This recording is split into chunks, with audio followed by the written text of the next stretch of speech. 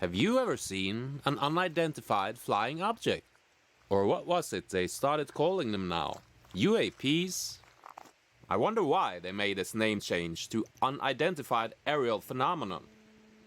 For the purpose of being more inclusive, perhaps.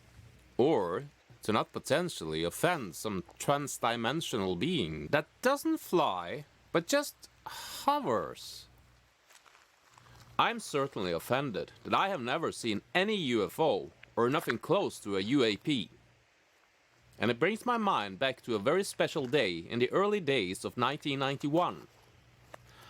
I don't remember the exact date, but I remember it happened in the most unexciting place I have ever lived. And I was pretty irritated that I didn't live there anymore when this happened, a dark winter evening in Trengereid. A little place between two tunnels overlooking the most boring side of Norway's largest inland island, where, suddenly, a merry band of galactic travelers, perhaps, decided to fly down and put on an incredible light show for the few hundred people living there.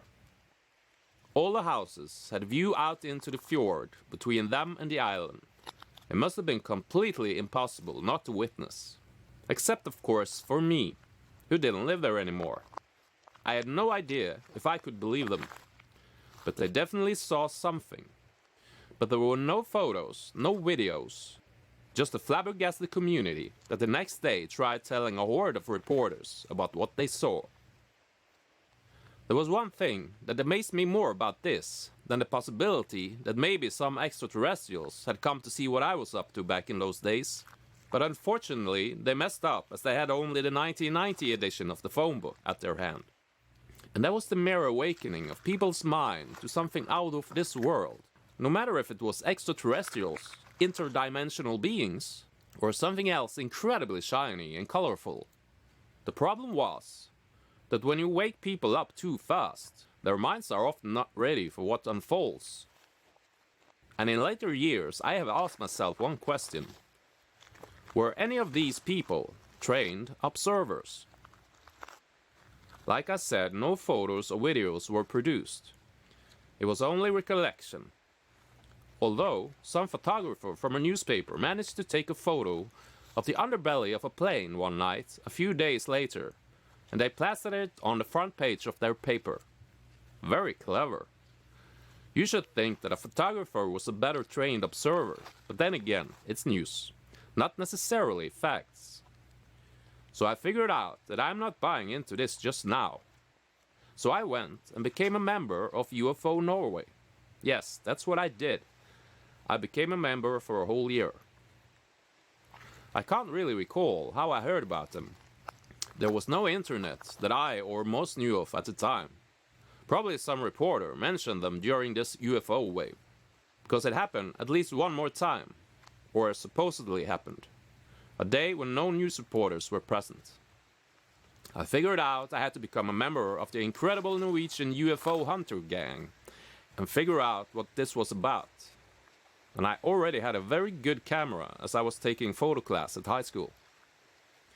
So me and two other members of UFO Norway went to Trengereid, drove as far up in the mountain as we could get. 2 whole evenings, but we saw nothing. Absolutely nothing. At that time, my drawing skills were so good I wouldn't even have needed a camera. I could have just drawn it from memory. Unless it looked like some flying version of an insanely detailed classical architectural church or something. I don't have a photographic memory, but I would have gotten the outlines though. So why doesn't trained observers see UFOs as much? It doesn't have to be someone artistic, it could just be a bird watcher for that matter, or some army personnel trained to recognize enemies in the forest. I already had the membership, so I went to UFO Norway's annual meeting that same year to see if I could get to know these people a little better, and see if they could shed some light into my problems with the whole subject. And let me remind you, these were also the years when X-Files were a big hit on TV. The term UFO was everywhere. But still, not a cool thing to talk to any girl about, if you looked for a chance to date. So I kept it on a down low. But I went to this annual meeting, and I think I was the youngest among them. Everyone on the board and all those on the panel, including the ones I had already met, were pretty cool. None of them came along as loonies trying to prove that everything has to do with extraterrestrials. They were just interested in finding out what these phenomena were all about, just like me.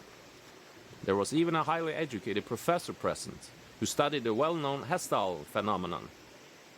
I figured out these were maybe not artistic people, but they were trained observers.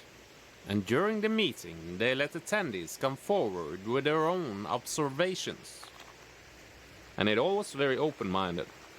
But there was an atmosphere of constructive criticism present at the same time. Until the planes came. And no, it was not that photographer I talked about. An old chap came forward, almost halfway through. He had recorded hundreds of hours of alien spacecraft masquerading as airplanes, because he had been looking into the flight schedules of these supposed airplanes and figured out this could have been nothing else than aliens. We sat there and heard his half-hour-long tirade, and I really felt sad for him. I could see they felt sad for him too, at the same time as it surely was a bit comical. I can't really remember what their counter-arguments were, but probably something about weather conditions and that sometimes airplanes have to take other paths, and they get delayed or whatnot. But some words from X-Files came to mind. I want to believe. That guy really wanted to believe. Probably so much that if millions of dollars fell into his lap, he'd turn it all into a religion.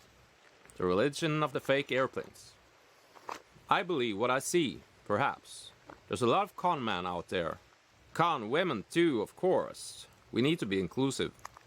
And they will easily take advantage of people who are not trained observers. Not trained in using their senses. It's an incredibly important thing to master. All your senses. At least those we are aware of. I come to learn we most likely have many more than 5. But I'll look some more into that before I have an opinion about it. One outcome of the magical days in Trangerade and the UFO wave was that it stirred up a UFO wave all across the region. People who had never lifted their view at the sky reported in sighting after sighting. Glowing orbs, flying Christmas trees, you name it. The glowing orbs were mostly the planet Venus, though, probably reported 100 times or so during the spectacle. I'm not sure about the flying Christmas trees, but I actually once saw a photo from a newspaper, not related to this period, I think, but a middle-aged couple had spotted an armada of shiny flying motherships, all identical, outside their living room window. They looked suspiciously a lot like round ceiling lamps, though. I found it a little strange that the reporter didn't ask them to turn off the lights inside their living room so they could get a better view of the incredible invasion going on outside their house.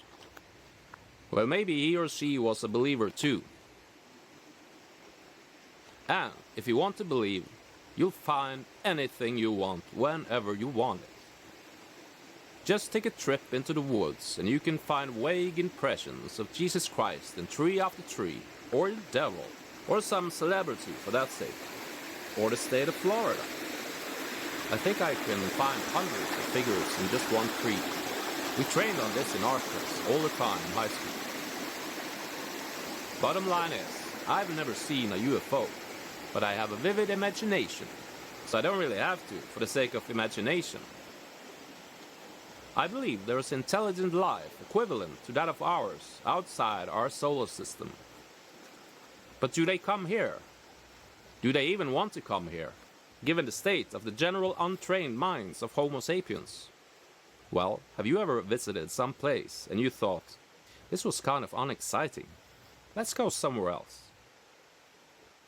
I drive by Trangerade often in my work, and I think back to those times. But one thing that I learned in the recent years still sticks. A colleague of mine, just a few years back, told me he had lived there during the UFO wave, and he told me he saw everything. I shrugged a little bit at it, but then I remembered he also liked to draw. And he told me that he, from his memory, drew the belly of a shiny hovering craft that he witnessed right outside his house that dark evening in the early days of 1991. I found the image he had drawn in a copy of a 1991 edition of UFO Norway's magazine. My colleague hadn't taken drawing classes like me, but he wanted to learn.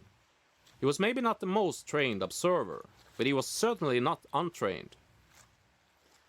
Faith somewhat restored. I want to believe again, but I really want to see it for myself.